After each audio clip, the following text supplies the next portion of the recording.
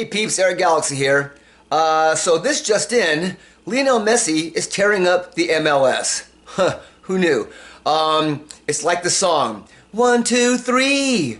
Lionel Messi scoring every goal he sees, like taking candy from a baby. I kind of chopped that up a little bit, but you get the idea. Right. Anyways, on this week's episode, I'm going to talk about Little League World Series wrap-up. I got our preseason football wrap-up. Going to talk a little baseball. I really want to get into the whole Trey Lance situation. And also, we got some of the usual shorts. And I also have some commercial observations later on if you want to stick around. So, yeah, stay tuned.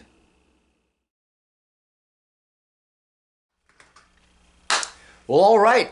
So the Little League World Series ended this past weekend with the U.S. team beating the international team 6-5. The international team had actually been there last year as well. So, yeah. Game for the ages. I've been watching Little League World Series for a long time now. And this has to be in the top 5. Has to be the top 5. Anytime you have a game-tying grand slam by the international team and then have a walk-off home run by the U.S. team, I mean, how much better does it get than that? This kid, Lewis Lappy, who hit the home run, big kids. Him and his buddy there, Brody Brooks, I think it is. I mean, they're only in the 7th grade. These guys are, they'll be playing in the next level up. They'll be going to probably the Little League World Series intermediate division, which is the next one up for 11 to 13-year-olds. Yeah, those guys are, just want to say one thing. My bad, so I don't have to put this in the oops section. Not all of the kids on the California team were over 5'9". It was only about half of them. My bad. But anyways, yeah, those guys are going to be good later on. One of the things that caught my attention was what's up with the candy? I mean, you get to first base and the coach shakes a box of Sour Patch Kids at you. Do you get one? Or do you get like 2 or 3? I don't know. I don't know how it works out. But yeah, I'm pretty sure in the majors you don't have, you make first base and the coach is going to give you a plug. You know, pretty sure that doesn't happen. That was kind of interesting. One of the more memorable moments that I saw was the catcher from Mexico getting hit in the nethers. Not a place you really want to get hit, you know, when you're 12 years old. But anyways, he's writhing in pain. He's writhing in pain on the ground. And his teammates are rushing over to see what is going on, what's going on. And then all of a sudden, you see all the teammates laughing. They're all laughing because they're 12-year-old kids. Of course they're going to laugh when your fellow buddy gets hit somewhere that they don't want to get hit. So that was funny. As the announcer said, it's a funny, not funny moment. And I agree. But anyways, yeah, so the team from the U.S. team, they're from, as I said before, California, El Segundo. It's pronounced El Segundo, apparently. That's what the locals call it. Got a lot of character. They had a lot of character. You had the one kid whose hat kept falling off all the time. I mean, I don't know if that's character, but it's like, it was kind of like an interesting thing. And then one of the kids caught my attention because he said that his favorite band was AC/DC. It might even be the same kid. Was it the same kid? Might be. And I'm thinking, really? 12 years old and your favorite band is AC/DC? Okay. Because conversely, there was another guy on the team whose favorite artist is somebody called MF Doom. I didn't know who MF Doom was, so looked him up. I'm pretty sure that my parents back in the day were not too crazy about me cranking up AC/DC. Much like I'm pretty sure the parents of this kid do not appreciate him cranking up MF Doom in the household. Probably one of those things you want to take outside because MF Doom is not AC/DC. Go ahead and look it up. I'll just leave it at that. And lastly, something that I saw that was how do I put this? It seemed that some of the parents and coaches did not get the memo. You know, the one that all the commercials talk about where, you know, we want to have fun. Don't yell at us. You know, don't scream. You know, because, you know, that takes away the fun. Yada, yada, yada. Yeah, it seemed like a couple of parents, as the cameras were panning towards this, you know, the stands or whatever in the field, some of the parents and coaches did not get that memo. So, yeah, we'll work on it. Maybe next time, tone it down a little bit and play ball.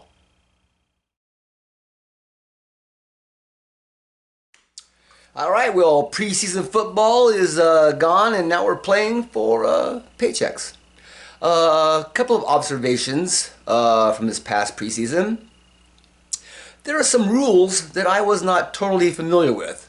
I'm usually up on the rules, but yeah, every once in a while, one gets by me. The first one was the toe tap. I was always under the impression that if you got 2 toes in bounds, that was considered a reception. Apparently not. It all depends on which way you are facing. If you are facing away from the sideline and you get 2 toes in bounds, if your heel touches the out of bounds, then it's considered not a reception. But if you're facing the sideline, well then obviously your heel won't be going out of bounds and the two toes in bounds would be a reception.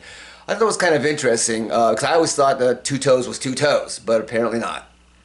The other rule that I saw that I was not familiar with was I was always under the impression that when both teams committed a penalty on the same play, that it became offsetting penalties and you just replay it down. But apparently that's not the case either. It all depends if one team commits a major penalty and the other team commits a minor penalty, the major penalty is enforced and the minor penalty is thrown out. So and I was not aware of that because I always thought it was offsetting penalties, but again, apparently not. Another observation this past preseason, rookie quarterbacks. There was a whole lot of controversy on should they start week 1, do you play them? But no, all the teams that picked the top 3 quarterbacks named all their rookie quarterbacks as week 1 starters. So we'll see how that works out for them. Play them or sit them, I guess we'll find out. And then all the drama that was going on. I mean, preseason football drama. You had the Jonathan Taylor thing going on. I mean, do you really think that Indianapolis was going to trade him? No, that wasn't going to happen. But, you know, there was a lot of drama involved there. The Trey Lance situation, which I will get to that later and more in depth. Then you had Arizona Cardinals are supposedly tanking for Caleb Williamson, which is kind of interesting because tanking doesn't always work. Especially when you got Kyler Murray is going to be coming back off the PUP list in week 5, and then you know he's not going to play bad. He's not going to try to tank for his successor. I mean, that's just crazy. So we'll see how far they get with that thing. Then you had the Sean Payton thing. Sean Payton going to fix Russell Wilson. I don't think Sean Payton was brought to the Broncos to fix Russell Wilson. I think he was there to win a Super Bowl. And if that includes Russell Wilson, fine. If it doesn't, fine. I mean, I know a lot of people like say, oh, well, you paid so much money for Russell, you paid so much money, you gave all these draft picks, blah, blah, blah, trades and everything. Hey, man, sometimes you gotta cut bait. So that's, possibility there. We'll see what happens with that. The Josh Jacobs thing, where he signed for $12 million for 1 year instead of taking the franchise tag, which was going to pay him $10 million. He signed for $12 million, which included incentives, so it's not guaranteed. So I don't know. Is he going to be making less than $10 million if he doesn't hit those incentives? I don't know. I don't know the nuances of the contract, but that was kind of an interesting thing. But anyways, yeah. Preseason drama. Now we're playing for a paycheck because football is back, baby.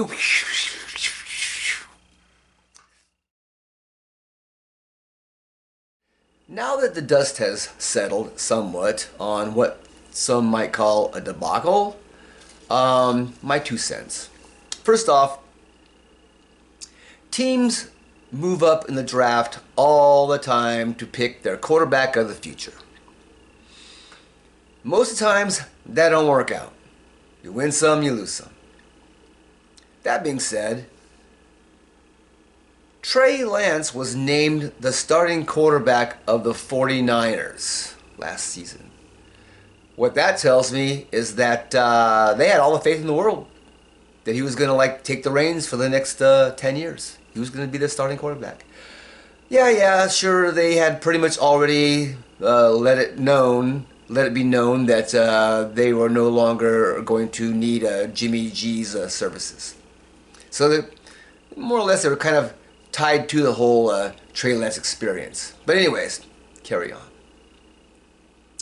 So my question is, what happened in 8 games? I mean, 8 games changed the whole vision of the 49ers. All of a sudden, the dual threat quarterback that they thought they needed to elevate their offense is no longer necessary because they got this Brock Purdy guy. Came in, tore up, lights out, played excellent. So what happened? What happened in 8 games that made them change that vision? 3 things. Kind of a perfect storm. First off, Trey getting hurt. Wally Pipp, anyone? Second was Brock Purdy. Came in, tore it up, looking like the second coming of Joe Montana. I mean, yeah, he was zipping that ball around, getting to the playmakers. Yeah, awesome. The third thing, I think, was the Christian McCaffrey trade. Once Trey went down and the 49ers were still doing pretty good with Jimmy and then with Brock, I think it became apparent to the 49ers that they did not need the Trey Lance experiment anymore because they had a dual threat. And that dual threat is Christian McCaffrey. So they no longer needed a dual threat quarterback. All they needed was a quarterback to distribute the ball to the playmakers. And they got that out of Brock Purdy. So those 3 things kind of changed that whole thinking of the 49ers away, thinking about how they're going to do their offense. And everybody always says how Kyle Shanahan is one of the greatest offensive minds in the game or whatever. So maybe that was it. Maybe he said, hey, you know what? I'm trying to change what my approach is going to be. Now, let's hope that Christian McCaffrey stays healthy because he does have kind of a history of, not. And let's hope that Brock Purdy is not another Dak Prescott. We don't need someone coming in, tearing it up the year 1. Oh, wow, look at this guy. Great. Here's our quarterback of the future. And then, then what? 2 playoff wins out of 6 in 8 years. Brock Purdy already has 2 in his rookie year. So there's that. So let's hope that that trend continues to where Brock is not Dak Prescott. One of the more curious aspects of the whole situation was the signing of Sam Darnold. Himself, also a first round number 3 pick. he signed free agency with the Niners on the first day, which is kind of unusual because usually players will wait and shop themselves around, but he was ready to go, and the Niners were ready to go. So that kind of leads me to believe that, well, did the Niners know something already about the Trey Lance situation? That they were ready to, like, yes, let's get Sam in here. I mean, Sam Darnold is kind of a Brock Purdy type of quarterback, so maybe they were thinking, hey, if Brock goes down for 3 or 4 games or whatever, we got this guy that can come in. We don't got to really change the play calling around much because we already have Chris McCaffrey. But that's kind of weird that he signed so fast because that kind of gives me that feeling that maybe they knew something already. And I think the Niners gave Trey honest chance to win the backup position at least. But I think, well, maybe, I don't know, maybe Trey by that time had kind of already mentally checked out because it was a very weird situation, the whole perfect storm thing that happened. But I feel that they felt obligated to give him that try, same way they felt obligated when Trey asked for a trade. They were like, yeah, all right, we're ready to go there, and took the first reasonable offer they got because they wanted to give him a chance. I think they felt the whole situation was, you know, a little bit of their fault, and so they were like, okay, let's we're gonna give Trey another chance and let him go someplace where maybe he can thrive. If I'm Dak Prescott, I'm looking over my shoulder. I don't care what anybody says. I'm looking over my shoulder because you don't sign trade for a quarterback who was a first-round draft pick with that kind of talent without thinking that, yeah, if Dak doesn't do so good in the next couple of years, maybe we got this 30-year-old Dak. No, we got this 23-year-old guy waiting in the wings. So, yeah, Dak, might want to be looking. So, you know, it really comes down to was Trey a bust? Was Trey a bust? I have people telling me, oh, he sucked, he was terrible, he was, oh, blah, blah. Well, you know what? You know that quarterbacks were terrible in their first year? Troy Aikman, Peyton Manning. And those guys did pretty good for themselves later on. So we'll see what happens. Hey, sometimes players just need to go someplace else. They need to get away from the circumstances that they're in, clear their head, rejuvenate themselves, and move on. Perfect example, Jim Plunkett was considered a wash-up. Goes to the Raiders, wins 2 Super Bowls, MVP of one of them. Oh, and by the way, he's not in the Hall of Fame. What's up with that? So, you know, hey, maybe Trey will be the same kind of player. We'll see.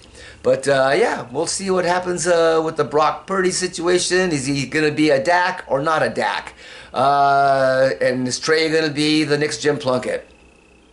Well, stay tuned.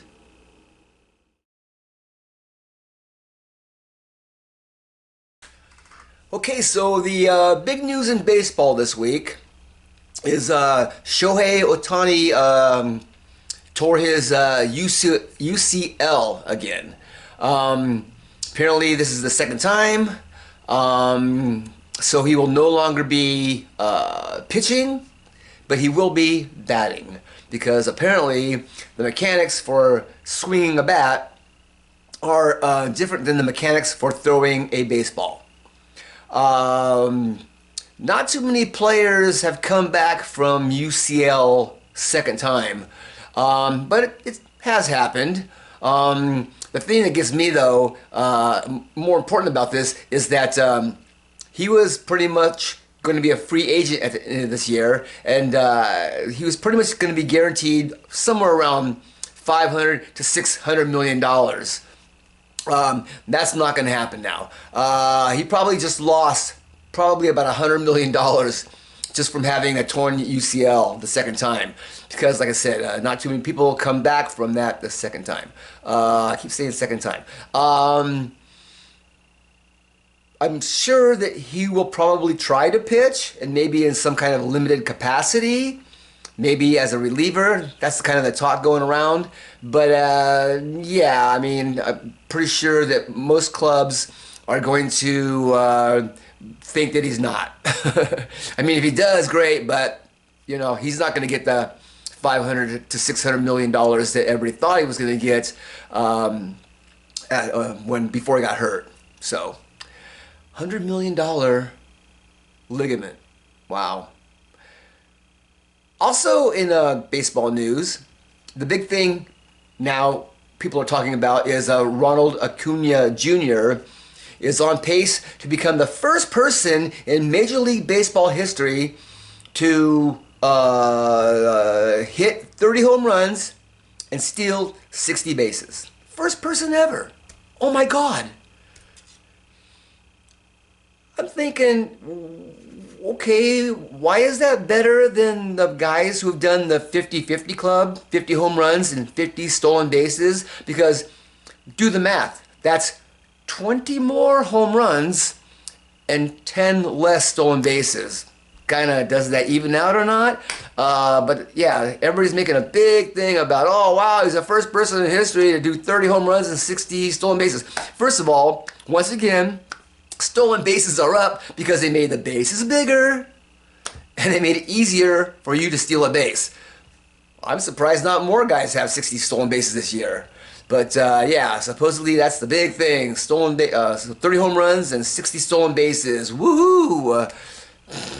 Jose Canseco is rolling over in his hairspray. All right, so let's get into my shorts. Last time I mentioned that James Harden had been fined $100,000 by the NBA for calling his boss a liar. And I thought that was kind of weird. Why was the NBA getting involved in all of that? But apparently the NBA feels that he was asking for a trade. So they're saying that's against the rules to ask for a trade, which it is. But it's like he didn't really ask for a trade. He just called his boss a liar. But so it's all come down to a matter of semantics. You know, what you're interpreting somebody as saying what they're saying, calling somebody a liar, I guess it's saying that you're not going to play for somebody anymore, I guess is akin to asking for a trade. But I thought, you know, maybe he's saying, hey, why don't you fire this guy so I can play here still? I don't want to trade. Fire him.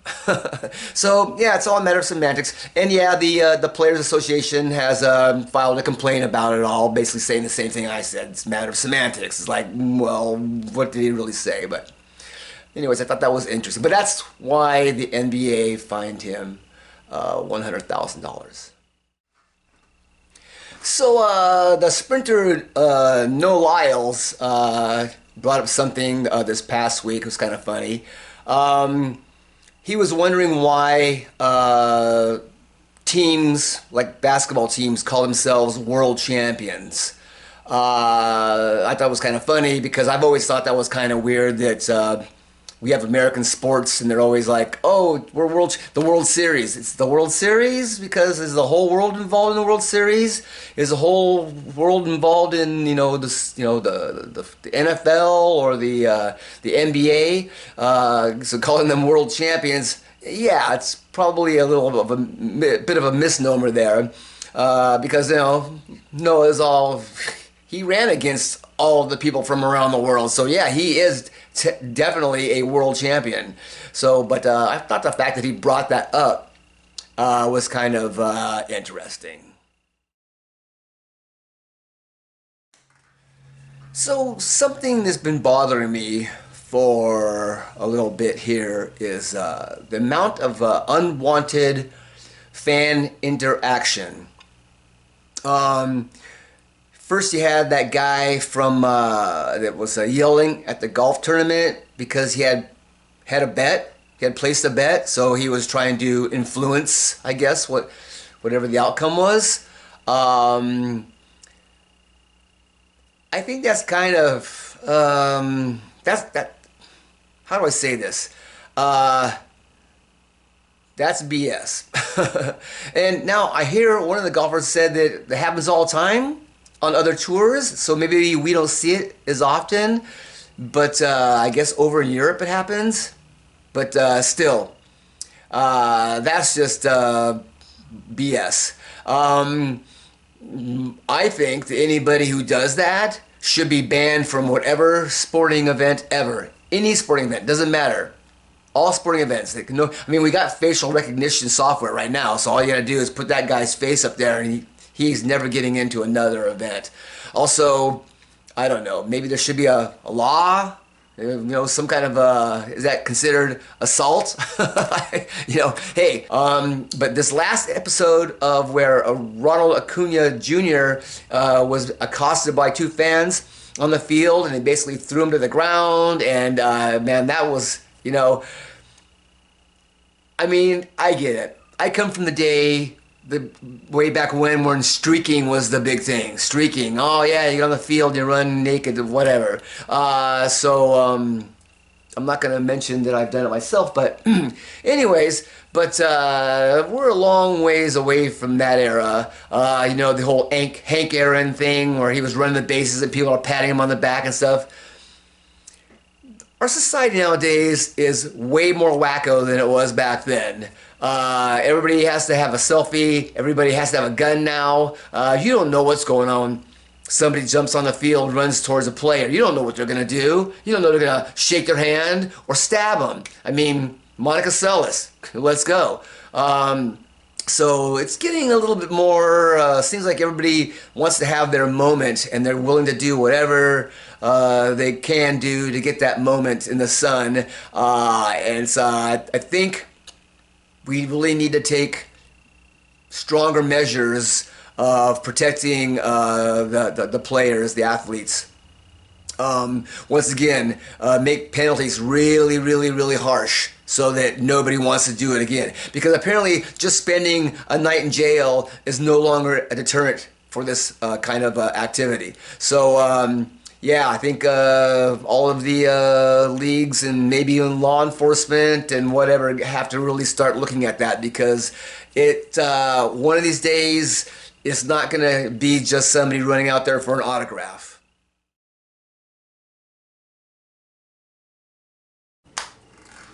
All right, some short shorts, or as we like to call them around here, hot pants. Why is Jake from State Farm sharing a drink with somebody that he doesn't know in a movie theater? I mean, heaven knows, I shared a lot of drinks with a lot of people over the course of the decades, but it doesn't seem like the right thing to do nowadays with all the stuff going on. I don't know, kind of sets a bad example. I mean, if you care about that, just wondering. Fast Twitch. There's a drink out now called Fast Twitch. Back in a long time ago, Twitch meant that you were basically doing a lot of drugs, mainly meth. So I'm trying to figure out why you would call a drink Fast Twitch. Like, what's in that drink? I'm sure it's all very, very good. But maybe Twitch nowadays means something different than it did back then. But yeah, I don't know why you would name your drink after somebody who does a lot of meth. Old Spice. Why is there so much contention about her using his Old Spice? It seems to me they pretty much got enough money they can go out and buy whole cases of the stuff. So why that's a point of contention, I have no idea. And lastly, box instructions. Why do some manufacturers put instructions on the bottom of the box? I mean, because after I've opened the box up, you know, then now I've got to like close the box top and look at the bottom of the box to see the instructions of how I'm supposed to cook the food that I just took out of the box. Can you put it on the side of the box, please? I mean, there's a whole lot of room there, and all I'm looking for is How long do I cook this? What's my portions? It doesn't take up much space. I mean, yeah, I get that you want the back of the box so you can, like, you know, advertise all your other products. That's fine. But bottom of the box, it just seems a little bit irresponsible. So welcome to Oops After Dark. Anyways, there were 2 oops this week that I know of anyways. One is that James Harden, he didn't get fined because he was asking for a trade. He got fined because he insinuated that he was going to hold out, which apparently is a violation of the collective bargaining agreement in the NBA. So, there you go. The other oops is not being hit in the nethers is not good at any age. Oops.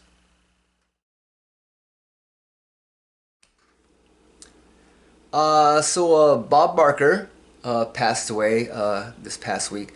Bob Barker. What a great name. I mean, it's like carnival, vaudeville, announcer kind of guy, the Barker. He had a great voice. He was pretty much made for that. I remember seeing him on Truth or Consequences back in the 60s, before he even went to Price is Right. But yeah, Bob Barker, and of course, who could forget Happy Gilmore? I mean, hello. That right there, that puts you as one of the icons of moviedom. I probably just said that wrongly, but I'm sticking with it. But anyways, yeah, Bob Barker, dead at the age of 99. Bob Barker, come on down.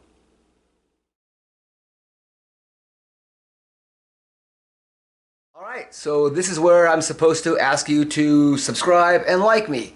Subscribe, definitely. Like me, I'm like a lot of people. Also, I don't really want to take that survey at the end of the phone call. So, yeah, you can do that. So definitely subscribe. And make sure you click that little bell on the top that says all so you don't miss one single episode of Twit Radio.